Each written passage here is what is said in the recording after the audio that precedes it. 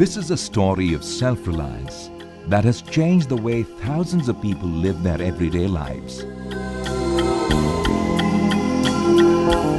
It shows the potential of small-scale, sustainable, renewable energy programs. Not just pilot projects, programs and technologies that have been in existence for decades.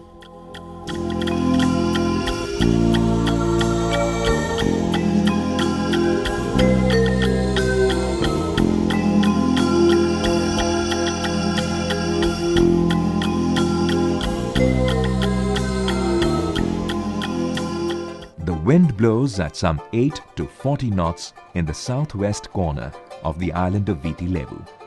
And the Fiji Electricity Authority, or FEA, has made a stupendously logical and highly profitable use of this wind speed. And this is how they are doing it.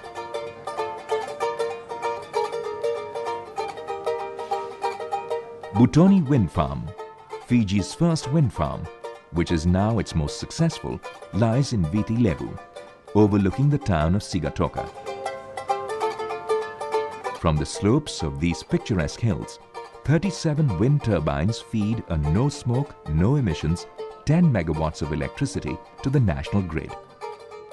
They have harnessed the power of the wind to deliver 12 megawatt of electricity annually to light up households and energize businesses.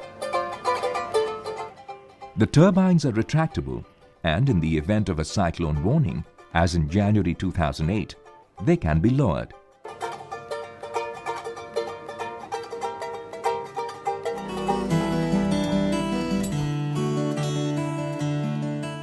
Another inspiring story related to wind energy is based in Husum, in Germany, home to some of the biggest names in wind energy production.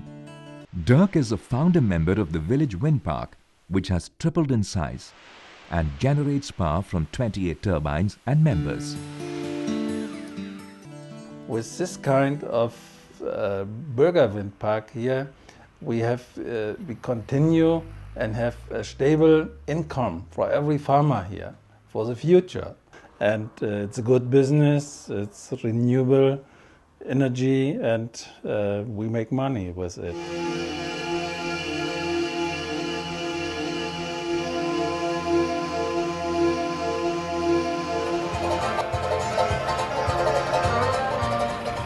To meet the power demands of their 106 inhabited islands, the Fiji Electricity Authority also extended a commercial handshake to independent power providers, or IPPs. In the past, Tropic Woods Industries has utilized wood fuel, their waste from the sawmilling process, to generate electricity to power itself. The surplus of electricity generated through this process is now sold to the FEA, in turn lighting up more than 15,000 homes. Well, our total electricity production is 12.3 megawatts per annum, and out of that we consume roughly about 3.3 megawatts. That leaves us with a surplus of 9 megawatts, and the 9 megawatts would represent 5% of the total of this nation's total demand, and roughly about 7% of this island's demand. Anglong Tame, in the Battambang district of Cambodia.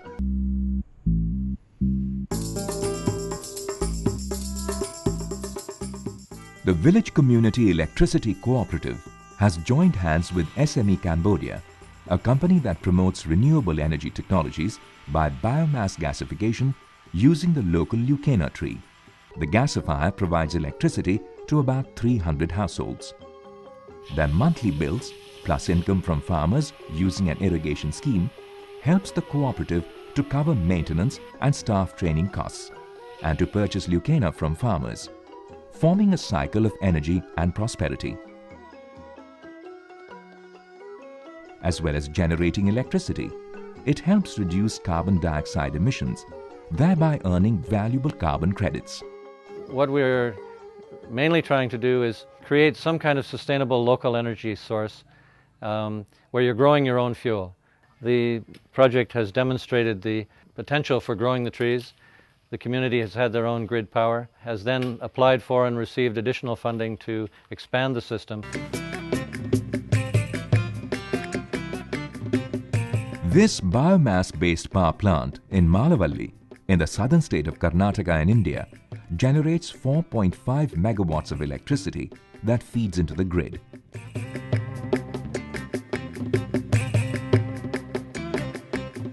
The capacity of the local grid is about 12.5 megawatt that provides electricity to 12,000 households and small and medium enterprises across 45 villages. The power company, MPPL, collects sugarcane waste directly from the fields and pays a small sum of money for it to the farmer. They give the farmer free organic manure, made from the ash that is a byproduct of power generation. MPPL also earns carbon credits for helping reduce carbon dioxide emissions in the atmosphere. From the erratic 6 hours a day of electricity that people were used to earlier, the average supply has increased to 17 and even 24 hours in some villages.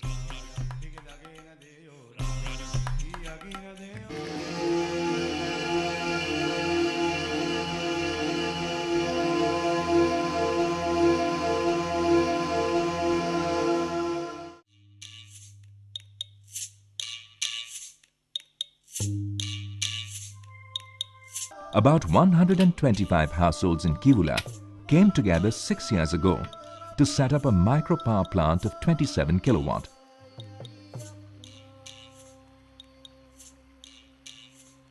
Each house was given a connection of 250 watts of electricity, enough to power 4 lights and a television. Local villagers are trained to handle basic electric needs so that the model is self-sustainable. It is this self-ownership model that has brought about the success of the project. The Mennonite communities of Dutch Pennsylvania in the United States.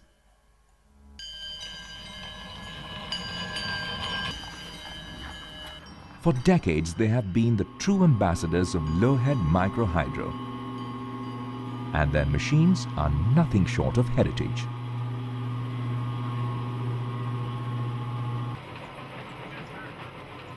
This simple machine has been generating 24 kilowatt of uninterrupted power using a head of only 60 inches or 1.5 meters for the last 30 years.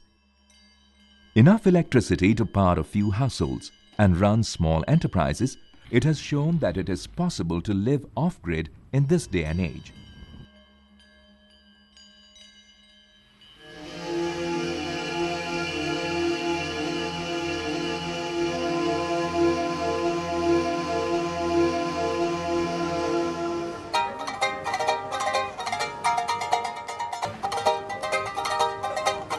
Port Olry, a magical francophone town with a population of about 2,000 people, is energized by oil from its staple product, coconuts.